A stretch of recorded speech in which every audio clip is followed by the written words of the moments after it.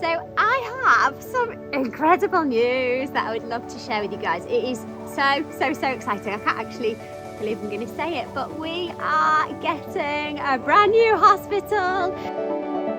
I am making that sound like it's an imminent thing. It's not. This is going to be years in the making, but it really needs to happen. Some of you may know, may not know, this is our current hospital behind me. It used to be a nursery school back in the day, and I rented it because it had 4 garden walls essentially. So it was somewhere where we could keep animals safe until they were ready to go back onto the street. And then fast forward 12 years and it's somehow morphed itself into the only street dog dedicated emergency hospital on the island, and it is so not fit for purpose. It's quite embarrassing to say that, but it's really not fit for purpose. It's kind of a village house that we tried to cram everything into. We had a leaky roof for a really long time, so every time it rained we were running around with plastic tarpaulins chucking it over equipment and machinery. We have almost 30 people in that building on a day-to-day basis, sometimes up to 60 dogs. So we're overcrowded to the extreme, and I knew this was going to become an issue at some point. We were definitely going to outgrow this place. It's not built for purpose and it's not fit for purpose. We have crumbling window frames, crumbling doors, leaky bathrooms, we have mold all over the walls, we have kennels that are falling to pieces. And so yeah, the idea was always to try and get our very own piece of paradise where we could build a purpose-built hospital that would serve the animals in such a better way and also make a much nicer place for our already very stressed team to work in. So since 2019, I've been looking for pieces of land. Not that we ever had any money for pieces of land, but I was traipsing around the south of Sri Lanka trying to find somewhere that would be perfect for us. There were a lot of considerations, so we had to think about the location would be, is really key, because we've built a community here around where we are in Talala. Everyone knows us in this area. It's become a really nice place to work, and I can't lie, it was a battle at the start. People didn't want you here, they weren't sure what you were doing, but as time's gone on, the community have really embraced us, so it seems such a shame to move out of this area when life could be easier if we stayed in it, essentially. We also need a piece of land that is big enough for us to ensure the dogs have a really good quality of life, and also that we can grow into. So never in a million years did I think 12 years ago that we would have outgrown this little building to the point that we have. I didn't ever think this was going to go from this one-man band to an organisation of 70 people. It's terrifying, but it has. So who knows what the future holds? And I thought, when we're looking for this land, we need to make sure that we never have to move again, essentially. We are equipped for whatever the future throws at us. So we wanted a big piece of land in this area, already quite difficult to find, and we really wanted no neighbours. So not being rude, neighbours are lovely and all that, but when you have dogs barking and carrying on, you don't really want to upset the neighbours. So that was a real priority for us as well. All of those things are possible to find in Sri Lanka, but what is very tricky to find is land that is clear. And by clear, I mean legally owned by one person. Often in Sri Lanka, what happens is that the land is owned by families, and maybe one person in the family wants to sell, but then a distant cousin will come out of the woodwork as soon as you think you've bought the land and say, actually, I own this part. And it can become a real disaster in that sense. So it was really important to us, of course, to make sure that any land we were interested in moving forwards with was clear. And that's really hard to find in Sri Lanka. There are a lot of deeds that are in a real mess, multiple owners, court cases, partition cases. Essentially, it has taken me from 2019 until now to find something that would work for us. So went to see probably over 20 pieces of land in that time, maybe even more.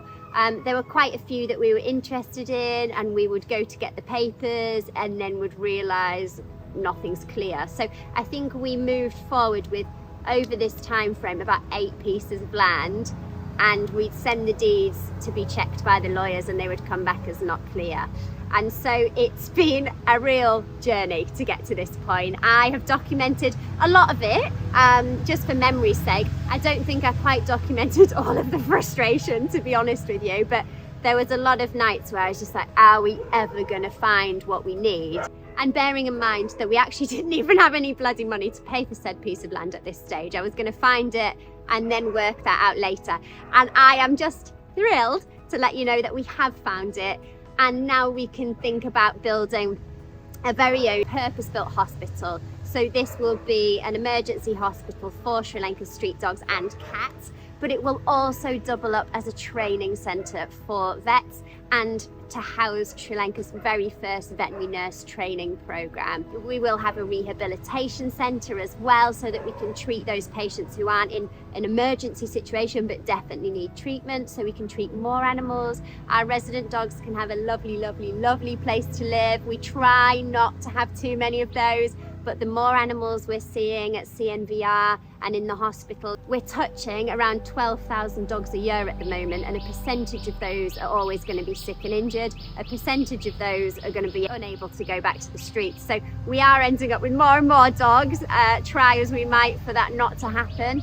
And so I'm really, really excited to build this magical little place. We can't quite think of a name for it at the moment because we keep calling it a new hospital, but it's not. It is so much more than that. It's going to be a place that treats but also teaches, trains, nurtures, develops, rehabilitates.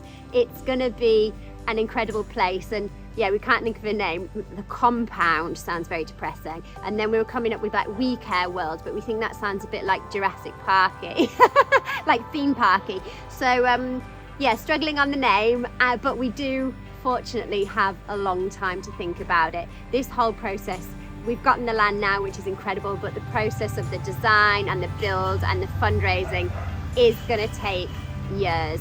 You know, this is not going to be a quick turnaround. We're looking between 3 and 5 years. Really fortunately, we have had some incredible donations to make sure that this building behind us can hopefully last that distance. So we've put a new roof on, so we no longer have water pouring through the ceiling in the middle of surgery, which is incredible. We're about to sort out the garden space for the resident dogs as well, and to get rid of some of the mold by knocking our bathroom down. So there's a lot going on at this end to make sure that we can survive up until that 3 to 5 year mark. But gosh, are we ready to move? And that place will be an absolute dream. But to be honest with you, it still does feel like a bit of a pipe dream because the end is quite far away. We have a lot of hurdles to jump over before we can get to that point, namely raising quite a lot of money and doing quite an intricate design process as well. A hospital slash rehab centre slash training centre in the tropics in monsoon weather with jungle all around us is quite a challenging prospect to design. We've got to consider a lot of things. So that design process in itself is going to take up to a year, and then of course we've got to fundraise to build the bloody thing, which the whole build process might take around 3 years. So a lot ahead of us, a big journey ahead of us. I can't wait to show you it all. Maybe not all of it, because a lot of it will be spent pretty frustrated, I imagine, but I'll show you the good sides. I'll show you some of the bad as well, but ultimately I'll just show you the reality of trying to get this incredible dream off the ground, which will help thousands of animals, tens of thousands of animals, hundreds of thousands of animals, and so many people as well, not only the community but also the veterinary community that we really need to develop here in Sri Lanka, so that we can effectively and appropriately treat so many more animals across the island. The fact that we have taken this amazing first step on the journey by securing the land is solely down to WECare supporters. I cannot thank you enough for making this dream a reality. I know we've got a second dream and a third dream and a fourth dream to execute, to pull this all together, but the first thing is done and secured, which is this magnificent piece of land, and I can't thank you all enough for that. And as stressful and overwhelming as this journey is about to be, it is so bloody worth it. There is not a bone in my body that isn't ready to take this on and to ensure that we can provide just the best possible future for Sri Lanka's street animals. Really exciting. Join me for the journey. If you'd like to support the new hospital, you can donate using the links below, and make sure you subscribe because this is only the start. We've got so much to show you in the upcoming videos, from buying the land and all of the challenges that come with it, oh my word, to hopefully seeing a hospital standing there one day. I cannot wait to take you on the journey with us.